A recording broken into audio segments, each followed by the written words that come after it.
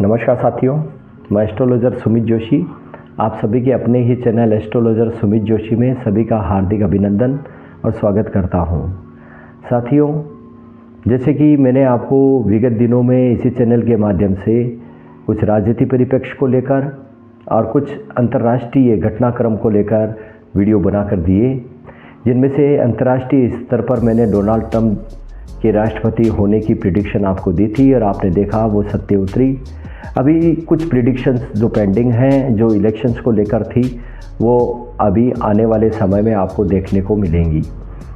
इस संदर्भ में आज हम बात करने जा रहे हैं कि जो 15 नवंबर 2024 को शनि ग्रह जो मार्गी हो रहे हैं, उस पर भारत की भौगोलिक, सामाजिक, आर्थिक स्थितियों पर क्या प्रभाव पड़ने वाला है और भारत की कुंडली में कौन कौन से ग्रह दशा है, उनका क्या प्रभाव पड़ेगा। तो इसलिए वीडियो को अंत तक देखिएगा, अंत तक बने रहिएगा, क्योंकि बहुत कुछ आपको देखने को, समझने को, सुनने को मिलने वाला है। कुछ नकारात्मक है और कुछ सकारात्मक भी है। इसमें यहाँ बोर्ड पर आपके सामने भारत की लगन कुंडली और भारत की गोचर कुंडली है। इनमें भारत की अभी महादशा जो चंद्रमा की चल रही है, चंद्रमा तीसरे घर में स्थित है और यहाँ पर अपनी ही राशि कर्क राशि में स्थित है।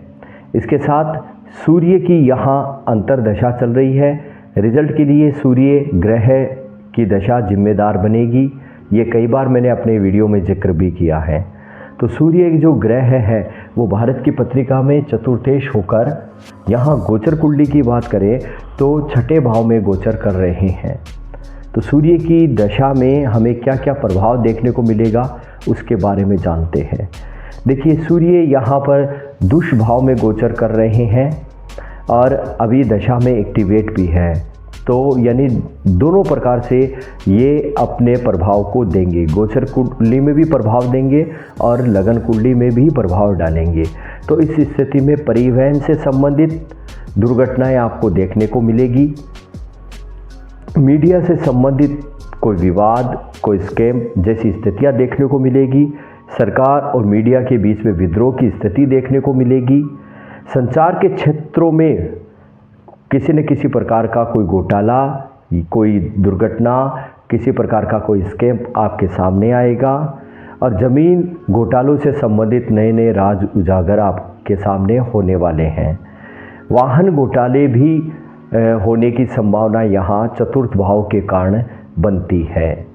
इसलिए सूर्य की जो दशा है वो भारत के लिए सुखद नहीं है।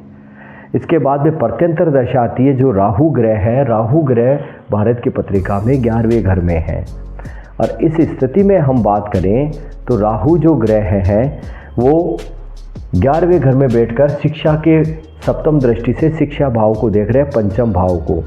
इसलिए नई शिक्षा नीतियों को बनाना और पुरानी शिक्षा नीतियों में कुछ बदलाव, शिक्षा के माध्यम से आम जनता को लाभ पहुंचाना, विद्यार्थियों के लिए हितार्थ कार्य करना और नई नई योजनाओं को विद्यार्थियों को उपलब्ध करवाना जैसी भारत सरकार द्वारा योजना तय की जा सकती है।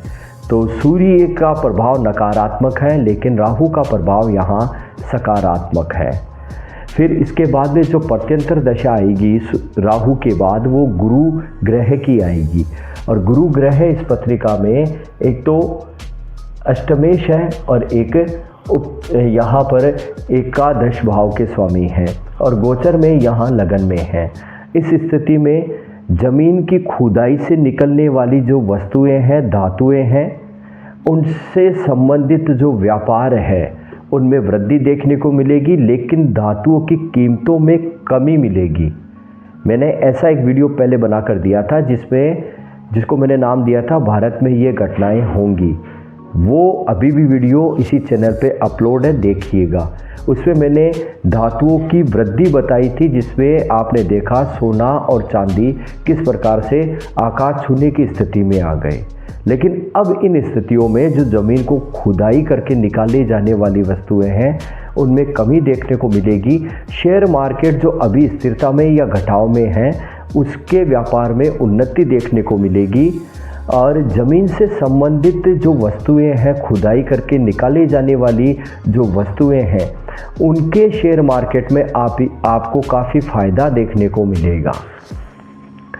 तो ये गुरु ग्रह, सूर्य ग्रह, राहु ग्रह का इन विभिन्न प्रकार की दशाओं का भारत की कुंडली पे क्या प्रभाव है, उसका विश्लेषण। अब हम बात करने जा रहे हैं शनि ग्रह जो मार्गी हो रहे हैं, उनका क्या प्रभाव यहाँ देखने को मिलता है। तो देखिए, शनि ग्रह यहाँ पर इस दशम भाव में अपनी मूल त्रिकोण राशि में गोचर कर रहे हैं। तो अपने यहाँ दृष्टि से 12वें घर को, चौथे घर को और 10वें घर को सक्रिय किए हुए हैं। ऐसी स्थिति में भारत के विदेशी संबंध बढ़ेंगे, विदेशी वस्तुओं से भारत को लाभ होगा, ज़मीन की कीमतों में वृद्धि होगी और जो संसाधन हैं, संचार के जो साधन हैं, वाहन वगैरह, उनकी कीमतों में वृद्धि देखने को मिलेगी, क्योंकि चौथा ग्रह है, चौथा भाव यहाँ शनि की दृष्टि से सक्रिय है। रोज़मर्रा की जो सामग्री है उनमें एक स्थिरता देखने को मिलेगी। जो विगत दिनों में आपने देखा किस तरीके से रोज़मर्रा में काम में आने वाली सामग्री थी, वो एक महंगाई में ऊंचाई छू रही थी, उनमें आपको घटाव या स्थिरता देखने को मिलेगी। तेलीय पदार्थों में एक स्थिरता आ जाएगी, भले ही वो साधनों के तेलीय पदार्थ हो या फिर यहाँ पर खाद्य पदार्थों में काम में आने वाले तेलीय पदार्थ, उनकी कीमतों में एक स्थिरता आएगी, एक स्थिर रूप में वो हो जाएंगे।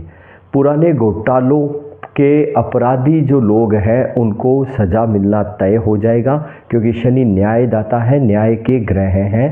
तो ऐसे में सरकार द्वारा जो पुराने गैरकानूनी कार्य थे, आपराधिक जनित कार्य थे, उनमें उनको सज़ा का प्रावधान किया जाएगा। कानूनी नियमों में कठोरता लाई जाएगी, नए नए कानून बनाए जाएंगे। दवा कीमतों में वृद्धि और हवाई यात्राएं हैं, उनकी कीमतों में वृद्धि देखने को मिलेगी। तो ये आपके सामने एक छोटा सा विश्लेषण शनि ग्रह जो मार्गी हो रहे हैं उनके प्रभाव से और विभिन्न प्रकार की दशाओं से। अभी तक के लिए जय श्री कृष्णा, जय भारत।